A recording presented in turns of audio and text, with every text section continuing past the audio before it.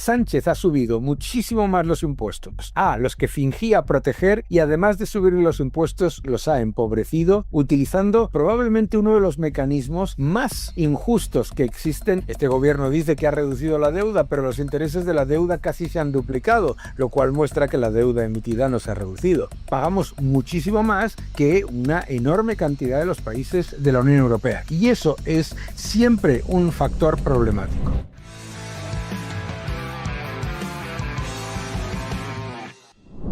Daniel, bienvenido, buenas noches.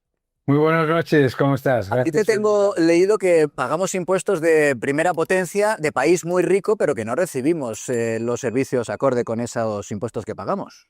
España es un país que tiene una fiscalidad extremadamente destructiva, porque además tiene un diseño fiscal orientado a rascar cualquier cosa de lo que quede en términos recaudatorios sin una política seria de aumentar las bases impositivas, es decir, de traer más empresas, que haya más contribuyentes de mayores rentas, etc. Pagamos no solamente una presión fiscal normativa que es un 17% superior a la de la media de la Unión Europea, como muestra el informe del Instituto de Estudios Económicos, sino también un esfuerzo fiscal que es un 16,5% superior. Como bien comentaba Ana, el gobierno siempre se agarra al concepto de presión fiscal, pero presión fiscal no dice si los impuestos son altos o bajos. Dicen cuánto recaudas con respecto al PIB, como ha explicado muy bien Ana.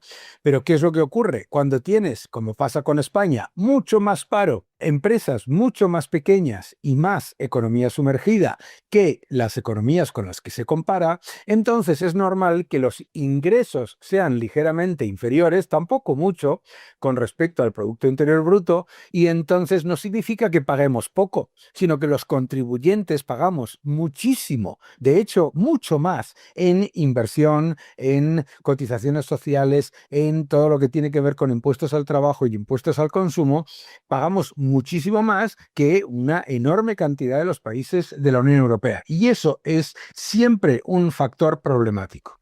Cuando dices que los españoles pagamos mucho en impuestos, que el esfuerzo fiscal de los españoles está por encima de la media europea, te refieres a los españoles de las rentas altas, pero también, que es lo que demuestra este último estudio de Bruselas, también los de las rentas bajas, a pesar de lo que dice el gobierno. Bueno, es que el gobierno ha repetido una y otra vez el mantra de que ellos no iban a subir los impuestos a las rentas medias y bajas, a las clases medias y trabajadoras, como si los demás no trabajasen, otra cosa que jamás he entendido. Pero han mentido, claro, y han mentido de manera increíble, porque no nos olvidemos que, como dice la Comisión Europea, la práctica totalidad del aumento de recaudación ha llegado de los impuestos al trabajo, vía mayores cotizaciones y vía mayores impuestos al trabajo por negarse a deflactar la inflación a los impuestos. Por lo tanto, ese gran peso, esa gran masa que es la parte de salarios medianos y pequeños ha sido la más perjudicada. De hecho,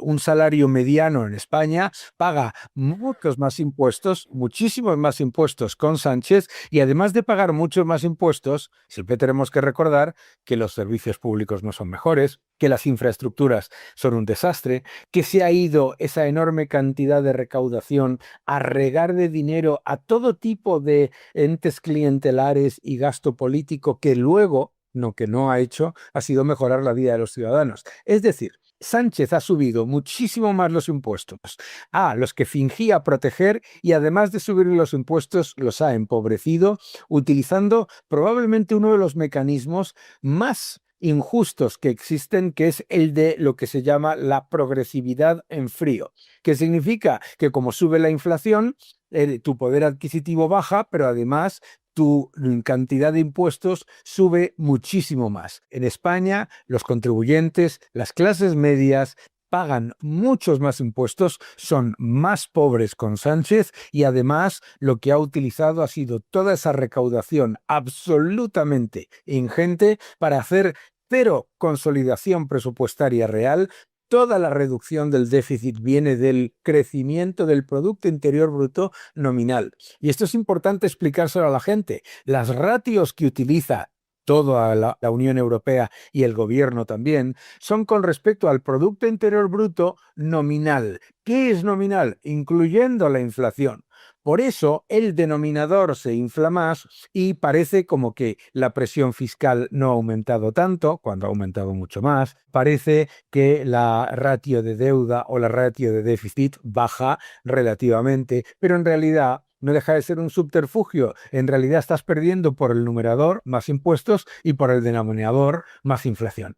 Vamos a desarrollar un poco esto que tratabas de explicarnos ahora, Daniel, que es la gran pregunta, que es ¿dónde se va el dinero? Porque nos decía Ana, ahora que se ha cerrado ya conocemos la recaudación de este último ejercicio, se ha vuelto a superar un nuevo récord de recaudación, viene ocurriendo en los últimos años, año tras año, sabemos que ha llegado desde la Unión Europea más dinero que nunca en nuestra historia y en cambio sabemos, lo padecemos a diario, que las infraestructuras, efectivamente las carreteras que les voy a contar de los trenes no han mejorado precisamente, sabemos, y lo apuntabas también, que el déficit no se está reduciendo, no se está aprovechando para reducir el déficit, por lo tanto, la pregunta es ¿dónde se está yendo ese dinero? A una enorme cantidad de gasto político, de todo tipo de gastos que no tienen absolutamente nada que ver, ni con la educación ni con la sanidad. Fíjate que si miras los datos de sanidad y educación en términos reales del gobierno de Sánchez, el aumento es prácticamente imperceptible. Y si ves lo mismo para las infraestructuras, también muy bajo. Es verdad que una parte muy significativa se ha ido al pago de pensiones,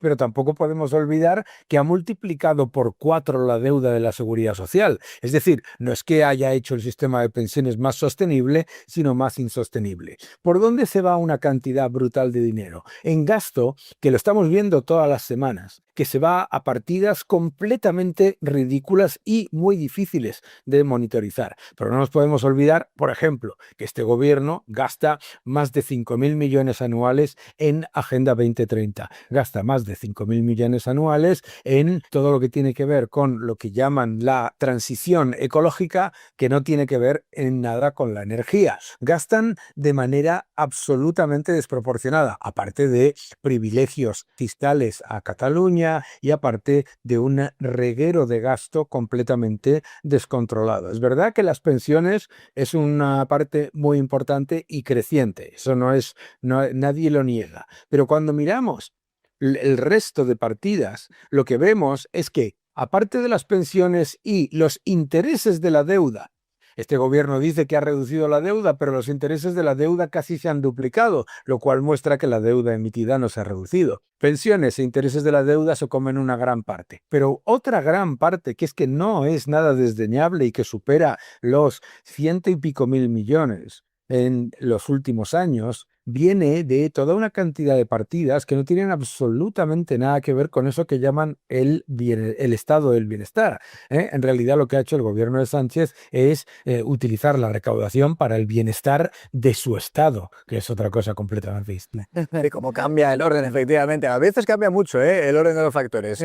Daniel, hay un dato que es de la OCDE que dice que España ha perdido competitividad fiscal de forma progresiva en los últimos 5 años. Obviamente un Estado como el que tenemos, para funcionar, tiene que recaudar impuestos. Todos queremos tener un Estado del bienestar, pensiones, sanidad, educación, carreteras, ferrocarril, pero tenemos que atraer talento, tenemos que incentivar la inversión empresarial para que las empresas crezcan y para que se genere una riqueza que nos ayude a pagar ese gran estado del bienestar. Si en eso vamos decreciendo, vamos a tener menos estado del bienestar porque no vamos a poder financiarlo, ¿no? Es que esto que acabas de decir es esencial, Ana. Tienes toda la razón. Vamos a ver. El gobierno te dice, no, es que hay que pagar muchos más impuestos para sufragar el estado de bienestar. A ver, lo que hace insostenible el estado de bienestar no es la carga impositiva, sino lo que hace realmente insostenible el estado de bienestar es el despilfarro del gasto público en todo otro enorme cantidad de entidades y de elementos. Eso es lo que hace insostenible el estado de bienestar. Se puede tener un estado de bienestar potente, sostenible y además eficiente y tener unos impuestos relativamente más bajos, atractivos, que funcionen de manera que se atraigan mayores bases imponibles. Estamos viendo la evidencia empírica de la curva de Laffer con la señora Montero y el señor Sánchez. Lo único que han podido hacer en cuanto a aumentar los ingresos fiscales ha sido crujir a impuestos a los trabajadores que ya están en España. Y a las empresas. A las clases medias. Si miras el resto de las figuras, y miras el resto de las figuras, lo dice el informe de la Comisión Europea, el impacto recaudatorio ha sido bajísimo. Es decir, ya han subido los impuestos y no recaudan prácticamente nada más. En algunos casos recaudan menos. Y esto yo creo que es lo que hay que recordarle a la gente, que sufragar el estado de bienestar no significa pagar mayores impuestos. Tenemos un montón de países que tienen mejor estado de bienestar y un esfuerzo fiscal y una presión fiscal normativa inferior a la nuestra. Es importante esto de la presión fiscal normativa que comentaba el informe que tú has comentado también, el del Instituto de Estudios Económicos. Porque claro, hablar de presión fiscal con respecto al Producto Interior Bruto, en vez de con respecto a la renta, en un país donde tenemos salarios más bajos, más desempleo, empresas más pequeñas y mayor economía sumergida, es tener mucho rostro, ¿no? Entonces, claro, el gobierno siempre dice que tiene margen, pero la realidad no es la contraria. La realidad es que lo que está haciendo que la deuda emitida crezca, que el déficit en términos absolutos no se reduzca, que lo único que se esté haciendo es dopar la economía con el mayor estímulo fiscal, monetario y externo de los fondos Next Generation de la historia. Entonces, ¿qué es lo que está pasando? Que están haciendo la situación mucho más insostenible. En el momento en el que haya un cambio de ciclo y no hace falta que haya una crisis, el agujero se va a disparar. Y eso solamente se solventa de dos maneras. Hay que reducir el gasto innecesario, político, completamente desproporcionado que ha impuesto este gobierno. Y dos, hay que reducir los impuestos para recaudar más de más empresas, de más trabajadores de alto valor añadido, de más contribuyentes en general. Es decir, aumentar las bases en vez de expoliar a los que quieran.